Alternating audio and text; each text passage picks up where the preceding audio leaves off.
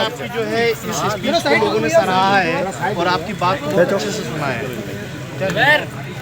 देखिए, ये जो हमारी मीटिंग हुई है उसमें मुझे लगता नहीं है कि ये सबसे बड़ी मीटिंग नहीं हुई है। ये सबसे बड़ी मीटिंग हुई है। बीजेपी की भी आपने मीटिंग्स देखी हैं और आपने दूसरी पार्टियों की भी मीटिंग देखी है।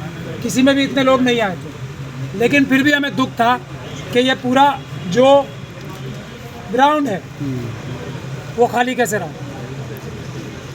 इसीलिए मैंने अपनी तकरीर में वो कहा है कि मैं तो आप लोगों की लड़ाई कानूनी संवैधानिक लड़ने आया हूँ। इलेक्शन लड़ना मुझे नहीं आता, तो मुझे आप लोग इलेक्शन लड़ो, हर आदमी महमूद प्राचा बन के।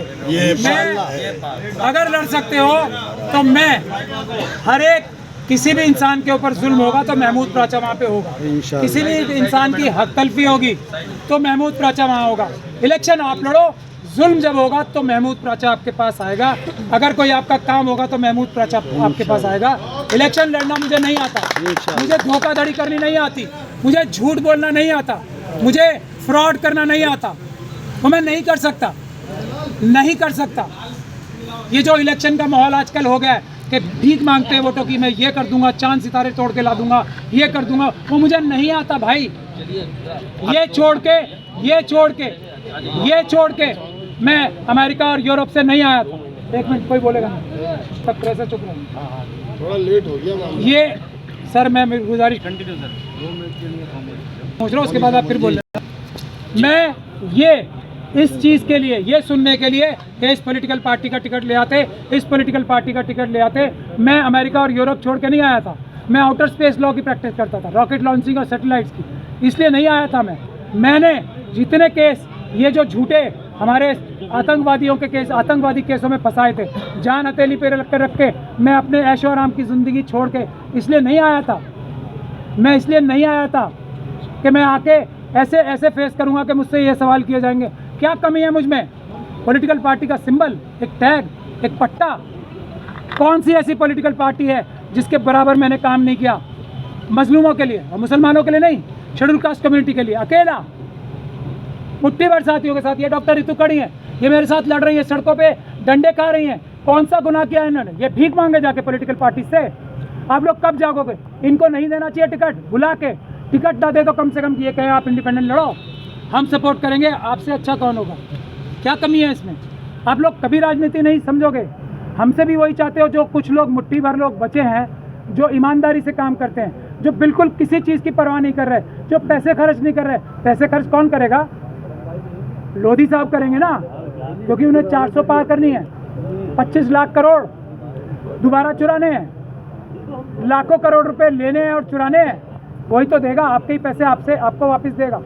तो पैसे जो देगा वो आपकी वफादारी करेगा क्या? बिजलियों से आपकी जो बिजली का काम हो रहा है, CNRC का काम हो रहा है, आपके चोर बना दिया। आपके जो हमारे जो कुरैशी बिरादरान हैं, उनकी इतनी अच्छा बिजनेस था, उनको आज ऐसा कर दिया जैसे कि कोई चोरी का धंधा कर रहे हैं। कौन? ये पूरे मोहल्ले के जो वोट गायब हैं, ये पॉलिटिकल पार्टीज क्या कर रही थी? अब ये देख रहे हैं तो उसी डिलीट हो रहे हैं ना। तो क्या हो रहा है? कौन लड़ रहा है उसके खिलाफ? पॉलिटिकल पार्टियां लड़ रही हैं। पॉलिटिकल पार्टीज ने तो सड़कों पे आके हमारा EVM हटाने के लिए भी साथ नहीं दिया। तो बताओ ना, कौन लड़ रहा है? कौन पुलिस प्रशासन से लड़ रहा है? पॉलिटिकल पार्टियां लड़ रही हैं, हम लड़ रहे हैं। तो हमें पॉलिटिकल पार्टीज की, मैं अखिलेश यादव जी के लिए ये कह रहा हूँ, मैं उनकी हिफाजत करूँगा। दुनिया की कोई ताकत मेरे रहते उन्हें छू नहीं सकती, लेकिन डरो मत, यूसुफ लुलू से डरो मत।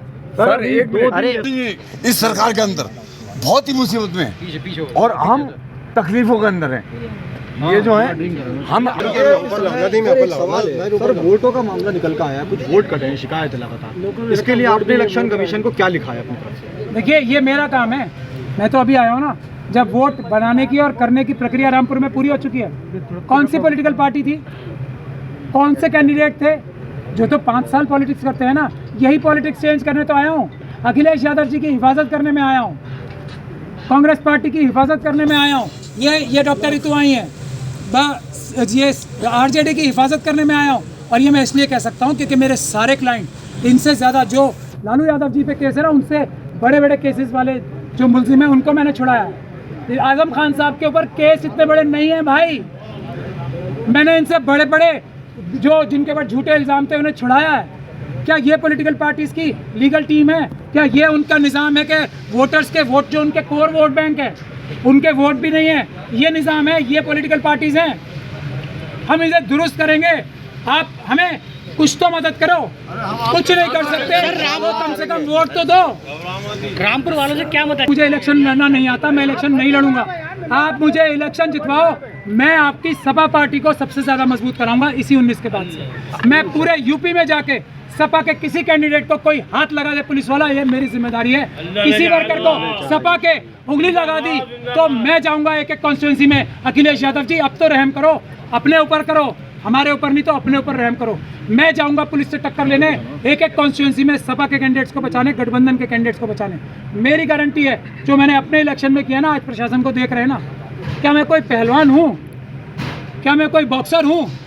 प्रशासन क्यों कानून के हिसाब से काम कर रहा है? क्योंकि मैं बहादुरी से प्रशासन को कानून बता रहा हूँ, और वो मुझसे थोड़ी डर रहे हैं। आप कहते हो मुझसे कोई नहीं डर रहा है। बाबा साहब डॉक्टर भीमराव अम्बेडकर के संविधान से डर रहे हैं, क्योंकि मैं उन्हें संविधान दिखाता हूँ, कानून दिखाता हूँ। यही काम मैं एक गठबंधन के एक एक कैंडिडेट के लिए करूँगा। अखिलेश यादव जी, आप कम से कम यहाँ तो एक एक काम ठीक करो।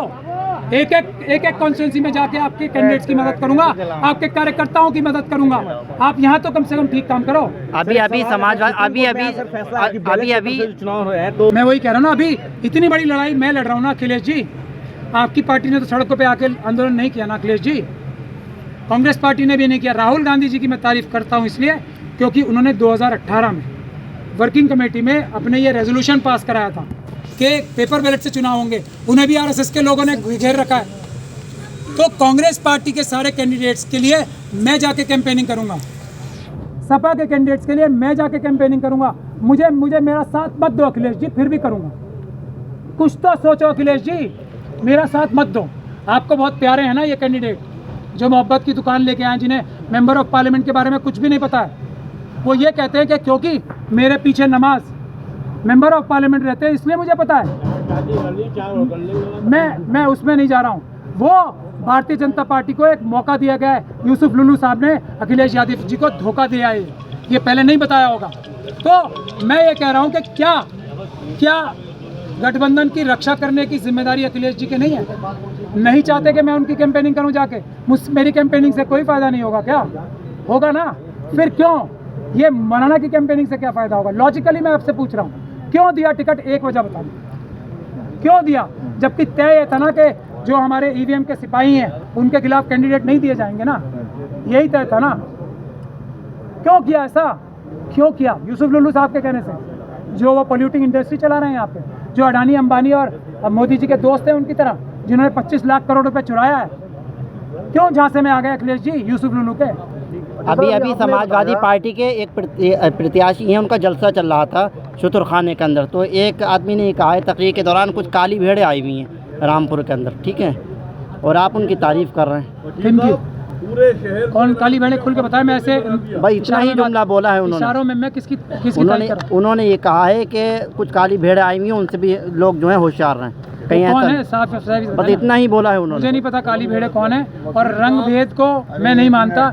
मैं कभी मुंह काला करने के लिए भी नहीं बोलता, मुंह पे गंदगी मलने के लिए बोलता हूँ। तो काली बातें जो करते हैं उनके जहन में जो है ना, उनके जहन में गंदगी है। सफ़ेद और काला रंग जो है अल्लाह ताला ने बराबर बनाया है। जो रंग की बात, रंग का भेद करते हैं, जाति का भेद करते हैं, मैं उनका जवाब आपने बताया कि रंगदारी के कराई है, हमने कंप्लेंट कराई है, और मैं वादा करता हूँ अदालत में केस डाल के उन ऑफिसर को, क्योंकि उन्होंने अपराध किए, सबूत हमारे पास है, तो जेल भिजवाने का काम करूँगा। मेरे अलावा कोई कह रहा है ये बात? यही बात मैं कह रहा हूँ। उस पानी मांगने व्यक्ति से जो मांगेगा मेरी कॉन्स्टिट्यूंसी में, अगर मुझे नौकर नंबर 1 चुना, तो उसके हाथ जोड़ के माफ़ी मांगूंगा कि मेरे से गलती हो गई, मुझे माफ़ कर दो, और उसी वक्त जाके उसके पानी का इंतजाम करूंगा। ये उनका कल्चर है, वो यही करेंगे, क्योंकि वो यही करेंगे। और मैं तो एक बात कह रहा हूँ, अगर मैं जीत गया, मैं इस बात को अपना सबसे बड़ा फेलियर मानूंगा कि कोई भी रामपुर की कॉन्स्टिट्यूंसी का एक भी नागरिक अगर मुझे फ़ोन करके ये कहेगा मेरा ये काम नहीं हुआ, तो मैं अपने आप को नाकारा मानूंगा।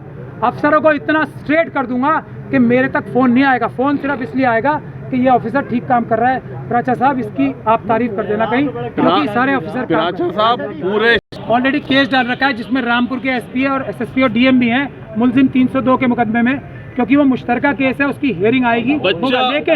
लेकिन वो सारे लोग मेरे पास आ रहे हैं, उन सब की जमानतें कराना और वापस मुकदमे कराने की जिम्मेदारी मैं लेता हूँ। और आगे अभी ये 2024 के बाद जो ये साजिश है ना CNRC लागू कराने की, जो डिटेंशन कैंप्स में डालने के लिए, दोबारा CNRC प्रोटेस्ट शुरू कराएंगे। मैं आज से ऐलान कर बच्चे का कत्ल हो गया।